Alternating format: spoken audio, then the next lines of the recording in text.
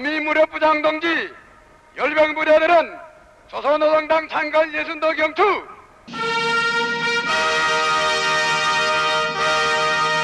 동지들 안녕하십니까?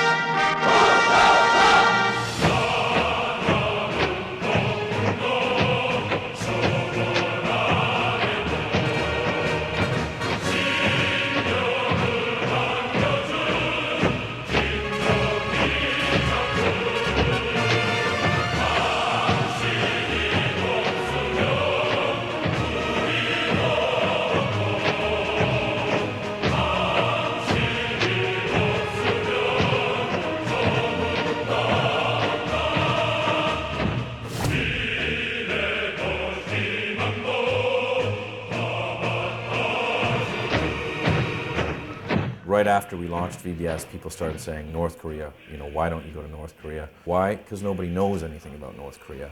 So we were fascinated by it, and we tried to get in for a year and a half, but couldn't, because North Korea doesn't let anyone in. They do not want anyone to corrupt their 100% homogenous society that is 100% ruled by one person, Kim Jong-un. In the end, we just got so frustrated that we ended up flying to South Korea and saying, well, at least we can go to the DMZ and sort of put our foot into North Korea and sort of at least see a little bit of it from the south. Let's go see the DMZ, which is the demilitarized zone, which is the border between North Korea and South Korea.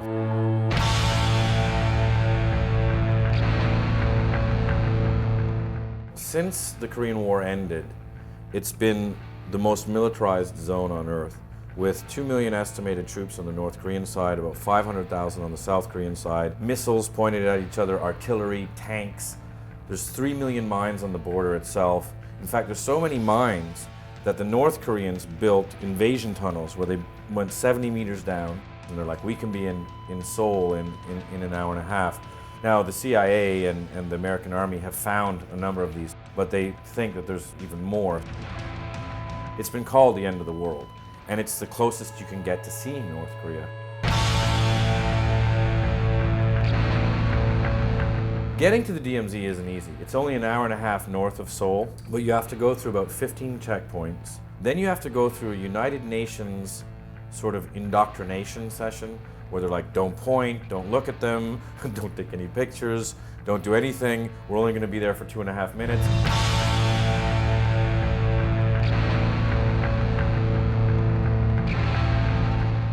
So we're at the last stop in South Korea before going to the DMZ.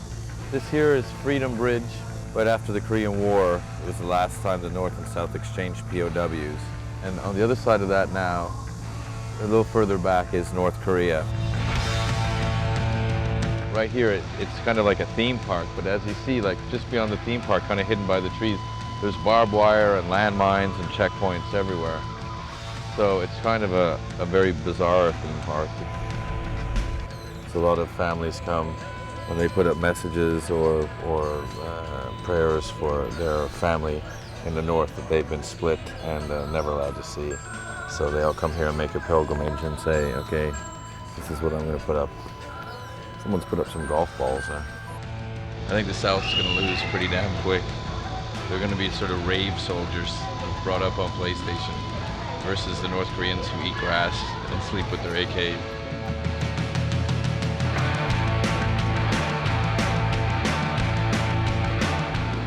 Going to Checkpoint Charlie. This is one of the most dangerous places in the world. They have 2 million troops ready to come over here.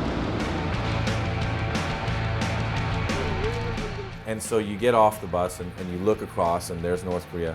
We're like, that's North Korea, get back on the bus! You could start World War III. They really get you terrified. They let you into one barracks room, and the barracks room is half in North Korea, half in South Korea. And they set that up so that they could have talks, but it's the only place where you can go and actually set foot, technically, into North Korea. And this is as close as 99.9% of the people in the world will ever get to getting into North Korea. And people are like, that's North Korea. So that piece of concrete. That concrete, so the gravel is south, the concrete is demarcation line, and the sand is north. The what? Oh, right. No finger You pointing. see, you can take a picture with the two soldiers. And we're like, dude, we have to get into North Korea. We have to get in. If the enemy dares to invade the land of Korea even an inch, the Revolutionary Armed Forces of Korea, where the whole country has been turned into an impregnable fortress and the whole people have been equipped with arms, will smite aggressors mercilessly.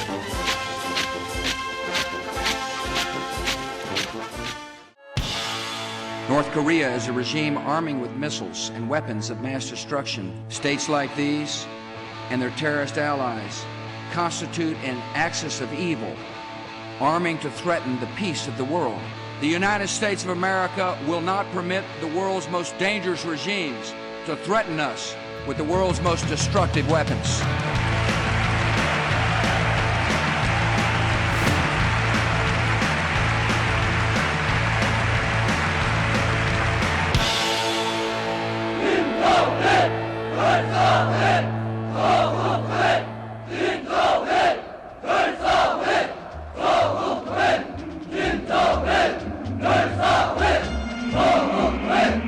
We couldn't get in.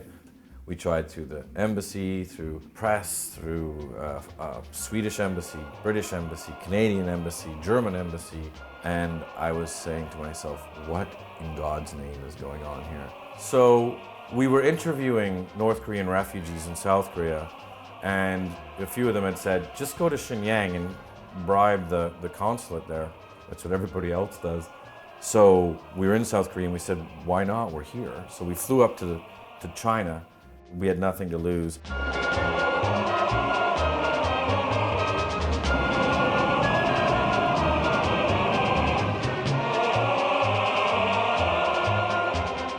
And we met the consul in Shenyang, paid a fee, a visa fee, and we left our passports there and in fact most of our money. And we went back to this North Korean hotel. We had to stay in one of their hotels in northern China. And we were supposed to hear back from them at 4 the next afternoon. At 6 in the morning, there's a banging on our door and we wake up all discombobulated and they're like, we have to go now. Here's your passport, let's go. And we're like, where are we going? Where are we going? And they don't give you any time to react, not 1 second. They take you right out from the room at 6 in the morning and get you on the plane. Shenyang, yeah, you gotta come to Shenyang. Stay here in the North Korean hotel with concrete beds.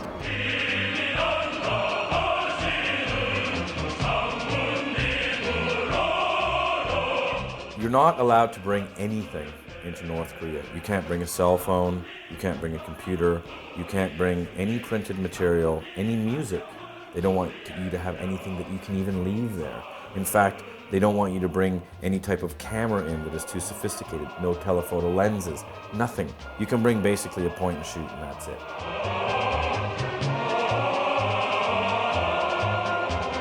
In fact, when you go in, you have to sign a thing saying, I'm not bringing in anything. And let me tell you, if they find out that you did, you're in deep shit.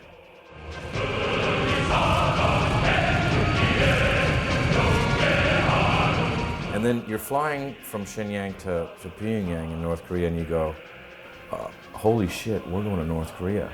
And with the express purpose of shooting, which you're not allowed to do, with the express purpose of making a documentary, which you're not allowed to do, this is terrifying. So from the first minute I got there, I was shit scared.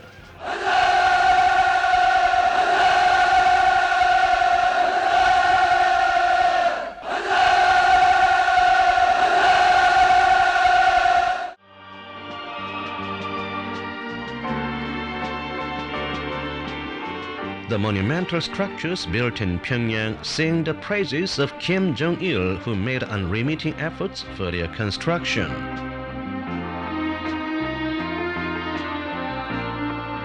The new appearance of Pyongyang will hand down to posterity the fact that Kim Jong-il is a genius of creation who ushered in the heyday of construction in this land.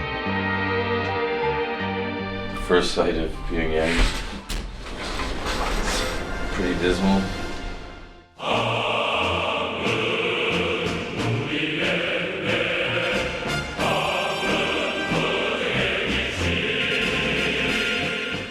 We're in a hotel that's about 47 stories tall. Nobody's in it. think there's only one floor with any people on it.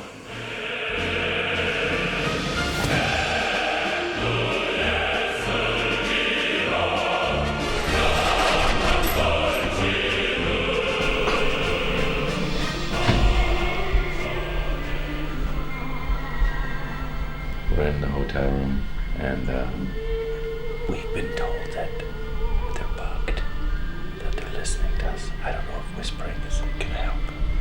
That might be where it all stems from. Hello, hello. Whoa. Come in. Come in, Tokyo. Hello. Hello. Hello. Hello. We're here.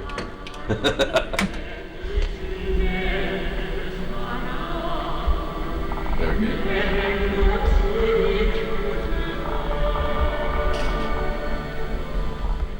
Right after we get there, we were taken for our first meal. And the first time you eat in North Korea, it's kind of a sign of the very weird things to come. This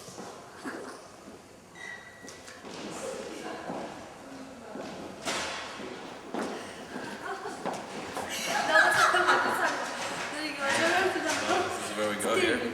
Table is over here. Sit please. Okay, that's very nice. Is that kumgang? Kumgang-san. Okay.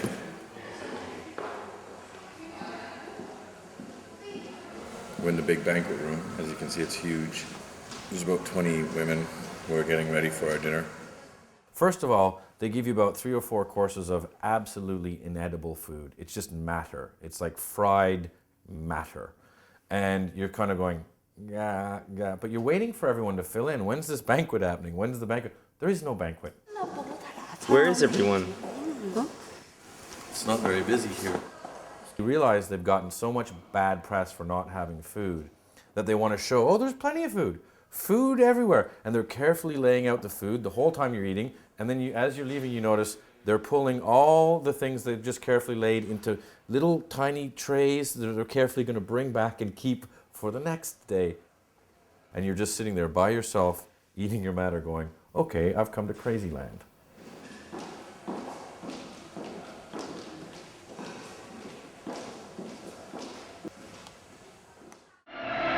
For the defense of the country and people's happiness, whenever the US imperialists resorted to high-handedness with regard to Korea, he put them to shame, displaying the wisdom and mettle of an iron-willed commander.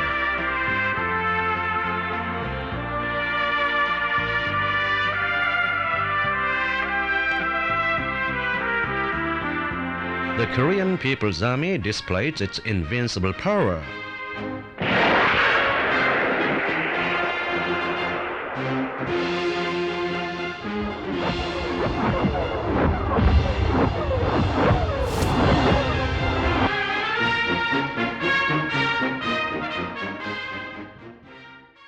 It's really gray and heavy duty outside. We're gonna go downstairs to meet our guards in 15 minutes. It's maybe the weirdest I've ever felt in my life. The first thing you realize in North Korea is you're not a tourist. You're on a tour. You come in, you're shown what you're shown, you're escorted out, you're escorted the whole time, you're never allowed on your own. You can't leave the hotel, which is on an island, until your guards come and get you. You have a guard, a guide, and secret police.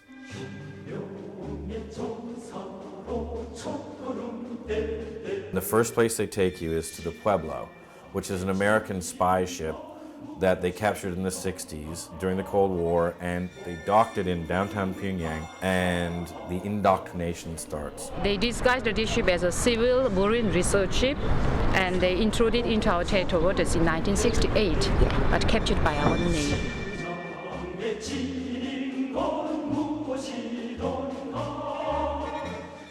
They force you to sit there and watch this sort of indoctrination video about how the American imperialists are terrible and they're shitting on the peace-loving people of North Korea, and look how terrible America is, look how terrible Japan is, and how we got their ship and it shows that they were spying on us and how evil they are. really incredibly anti-American. The U.S. imperialists have long been eyeing for a chance for preemptive strike against the Democratic People's Republic of Korea, resulting to acts of espionage on the land, in the sky, and on the sea. This is Pueblo on the spy ship of the U.S. imperialist aggression forces captured by our seamen on January the 23rd, 1968. These are the crewmen of Pueblo. There were 83, including 6 officers. But one of them was killed at the time of capture as he attempted to resist.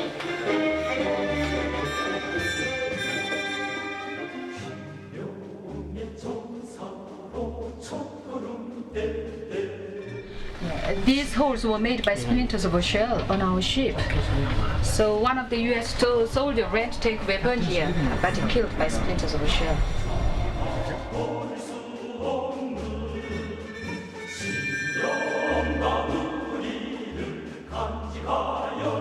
So when we captured this ship, our 7 searching team jumped on this ship. So at that moment, the captain was sitting on this seat. So he was bending his back. Splinters passed above his head. So he was very lucky. This is very freaky.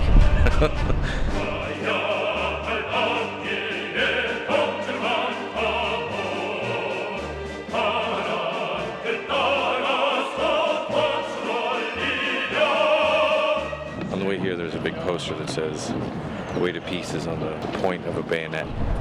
And you know, all the North Koreans are brought here. So you're sort of sitting there as the only Caucasian going, oh good, as everyone's staring at you with daggers. And you're just sitting there going, okay, great, I get it. There's going to be a lot more of this. They've just heard about how bad we are.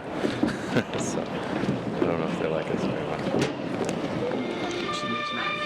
Many years have passed since the Pueblo incident.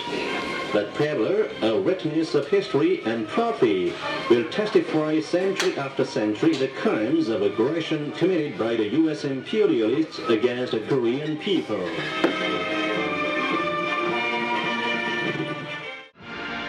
Kim Jong-il devoted strenuous efforts to stepping up socialist economic construction.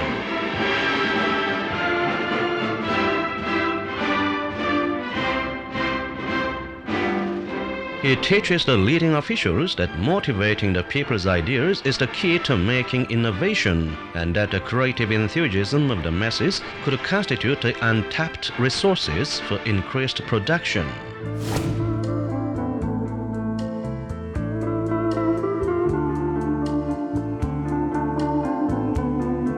So every day around 6:30 in the morning, our guides and our guards would come to pick us up.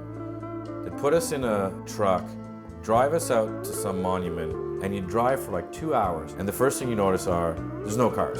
The villages have no electricity. There's nothing. Nothing's happening anywhere.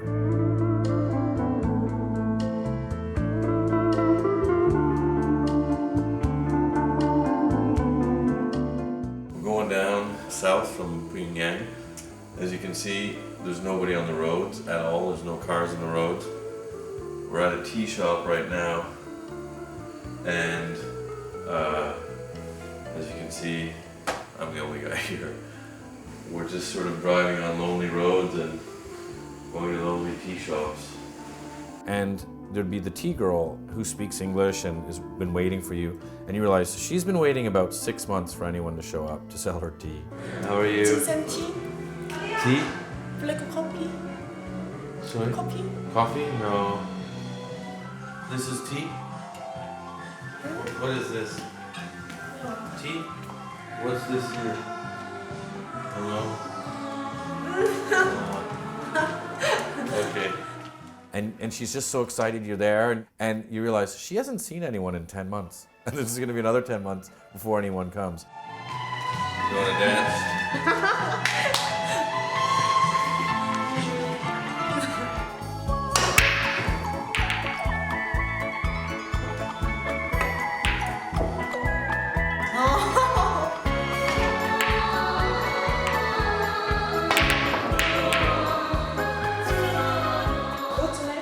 Shane. What's your name? Shane. Shane? You? Shane. Byung-Yong-Hee. Byung-Yong 은융식. 은융식.